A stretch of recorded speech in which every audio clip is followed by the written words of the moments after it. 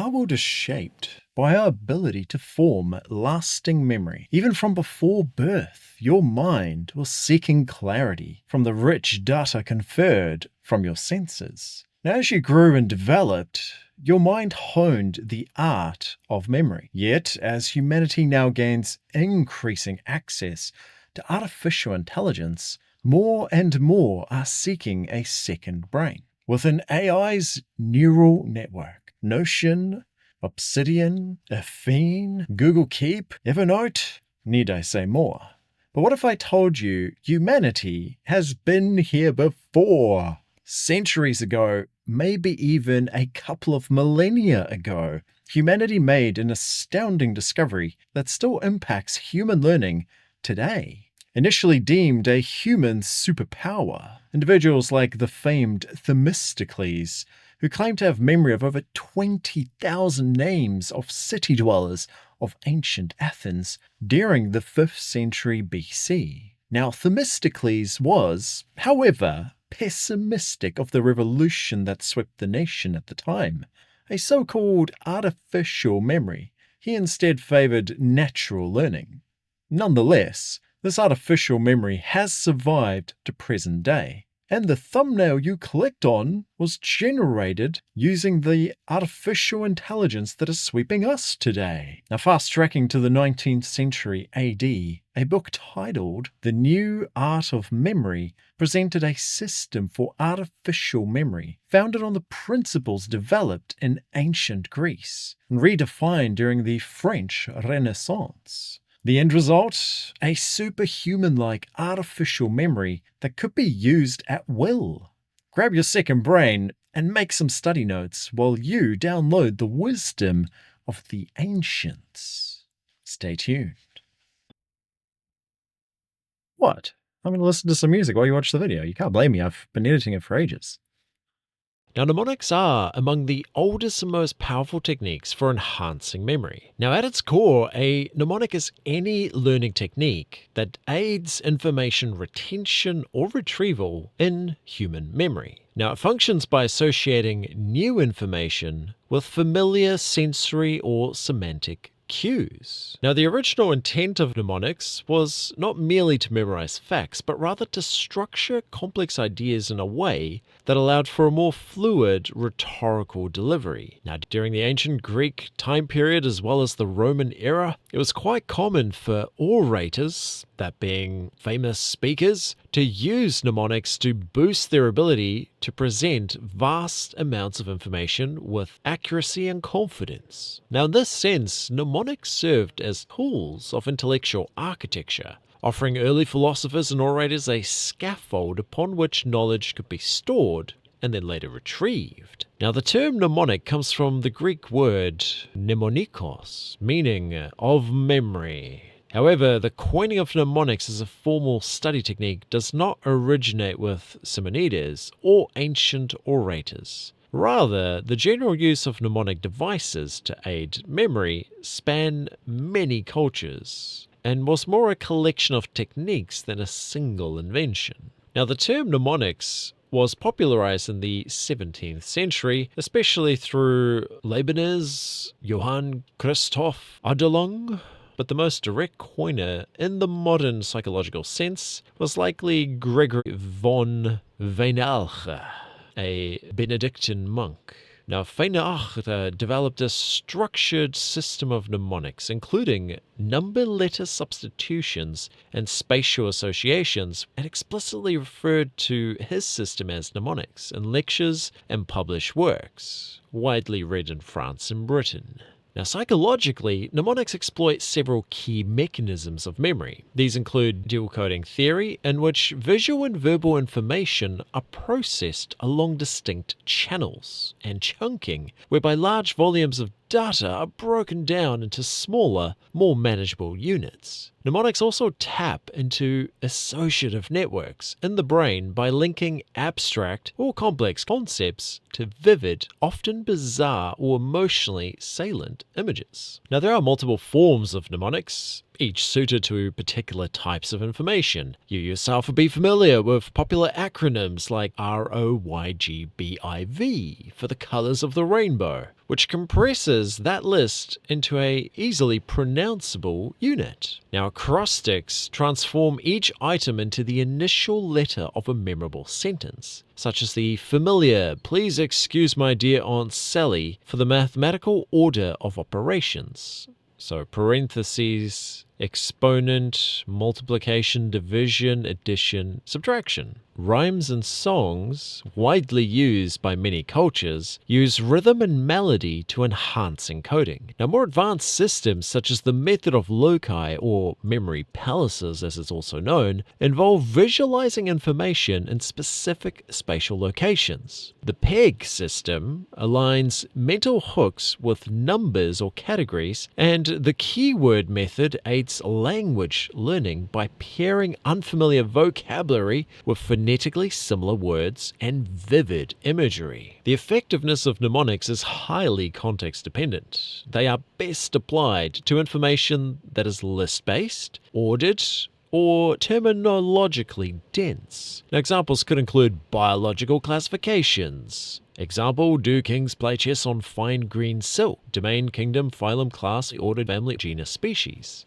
You could do dates in history, legal principles, foreign vocab, or even medical terminology. However, mnemonics are not a panacea. They are limited in their ability to support abstract reasoning, conceptual synthesis, or deep-level problem solving. For maximal effect, they should be used to complement, not replace, comprehension, analytical reasoning, analytical learning. Their function is to enhance retrieval strength once the information is already understood. When used strategically, mnemonics form a powerful symbiosis with other learning strategies. Now, among the most effective pairings is spaced repetition, which systematically revisits information over increasing intervals, lengthening long-term retention. A concept pioneered by Hermann Ebbinghaus. Mnemonics provide memorable encoding structures, while spaced repetition ensures that these structures are activated and maintained. Visualization is another key partner, particularly in the use of the method of loci, where the vividness of mental imagery directly correlates with memory performance.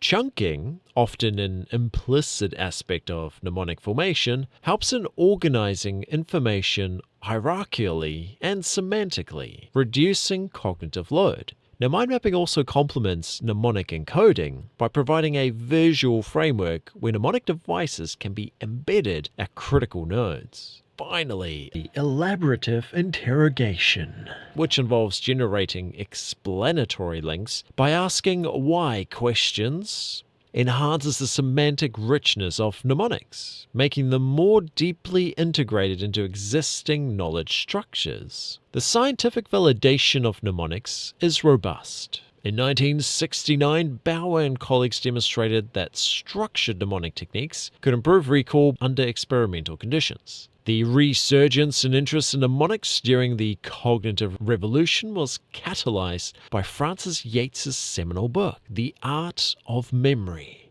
which traced their historical roots from Greek rhetoric through medieval scholasticism and into modern education. Neuroimaging studies have further revealed that mnemonic strategies activate areas of the brain associated with visual spatial processing, particularly the hippocampus and parietal lobes. This physiological grounding explains their potency, and also why individuals who master them often outperform others in memory competitions. The World Memory Championships exemplify this. The top competitors, relying most exclusively on techniques such as the method of loci and the PEG systems to memorize thousands of digits, names, or playing cards in short time frames. Now, in popular culture, mnemonics have gained renewed visibility through books such as Joshua Foer's Moonwalking with Einstein, which documents his journey from journalist to memory champion using these techniques. Fictional representations such as Sherlock Holmes also portray memory palaces as tools for intellectual mastery, albeit in a dramatized form.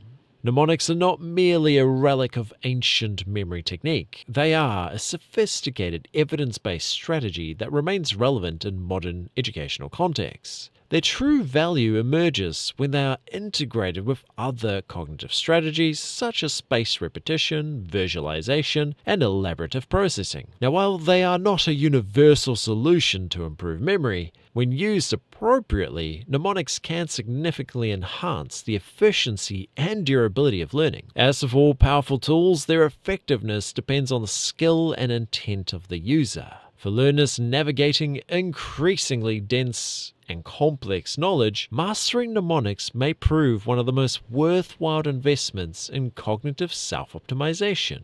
Hopefully you enjoyed that video. What are we all about on this channel? I founded Areteerga on the principle that we should all be striving to reach our full potential in life. And to that end, my mission is to help you achieve that. Now, it will require a little bit of hard work, but at the end of the day, I think it is worth doing. If it is worth doing, it's worth doing it right. You know the popular saying. So what can we expect on this channel? Well, there are really three core things that I would like to focus on. The first one is that of learning.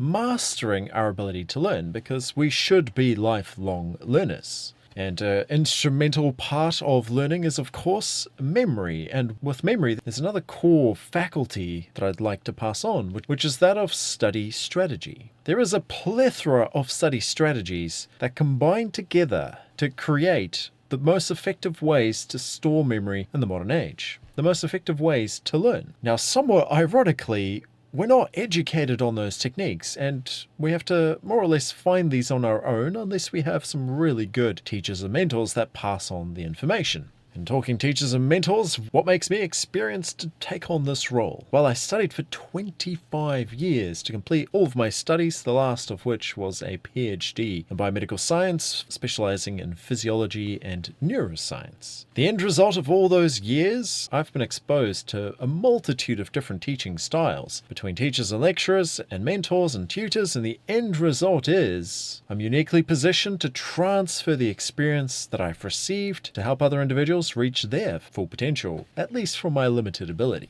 And lastly, very important as well, soft skill mastery. You'd be well aware that developing your soft skill, things like critical thinking, creativity, problem solving, are fundamentally important, and if anything, maybe more important now that AI is beginning to really take off. So I'm sure a lot of people have it at the back of their mind. Are we going to remain competitive enough as a human race to retain our jobs in the future? Well, it's looking pretty rough out there because AI is already doing some amazing feats. But I think in the end, the number one thing we should be working on is finding ways to develop our soft skill. Not just becoming mediocre, we really need to excel and aim to become highly skilled. I mean, someone's got to train the AI. Maybe that's the future. When everyone else begins to lose their jobs, you can at least say you're highly skilled. But hopefully everyone will start watching the channel, then everyone can get skilled. But then we still run into problems. So spread the word.